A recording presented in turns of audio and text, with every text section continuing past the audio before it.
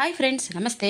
ఈ రోజు చూపించే బ్యూటిఫుల్ వీడియో అనేది మీ అందరికీ చాలా యూస్ఫుల్ అవుతుంది. మరి కాఫీ పౌడర్ని మనమైతే ఇలా గాజు బాటిల్లో స్టోర్ చేసుకుంటే చాలా మంచిది. కొందరికి తెలియక ప్యాకెట్ తీసుకొచ్చేసి కట్ చేసి యూస్ చేస్తూ అలాగే ఫ్రిడ్జ్లో స్టోర్ చేస్తూ ఉంటారు. లేదంటే ఇలా బాటిల్లో స్టోర్ చేసుకున్నటువంటి కాఫీ పౌడర్ని కూడా బాటిల్తో సహా ఫ్రిడ్జ్లో స్టోర్ చేస్తారు. అలా చేయడం వల్ల కాఫీ పౌడర్లో ఉన్నటువంటి మంచి ఫ్రేగ్రెన్స్ అన్ని కూడా పోయి కాఫీ టేస్ట్ అయితే అస్సలు బాగుండదు. మరి అలా కాకుండా నేను చెప్పిన ఈ టిప్ను కనుక మీరు పాటించినట్లయితే కాఫీ పౌడర్ మంచి ఫ్రేగ్రెన్స్ తో పాటుగా అస్సలు గడ్డకట్టకుండా ఉంటుందన్నమాట. అందుకోసం నేనైతే టిష్యూ పేపర్ని యూస్ చేస్తున్నాను. ఈ టిష్యూ పేపర్ లో మనం ఉపయోగించే రైస్ ను వేసేసుకొని నేను వీడియోలో ఏ విధంగా అయితే ఫోల్డ్ చేసేస్తున్నానో అదే విధంగా మీరు ఫోల్డ్ చేసేయండి. మరి ఇప్పుడు ఈ ఫోల్డ్ చేసినటువంటి ఈ టిష్యూ పేపర్ మూటను కాఫీ పౌడర్ బాటిల్లో నేనైతే స్టోర్ చేస్తున్నాను. ఇలా స్టోర్ చేయడం వల్ల కాఫీ పౌడర్ లో వచ్చేటువంటి తేమంతా కూడా ఈ రైస్ అనేది తీసుకుంటుంది.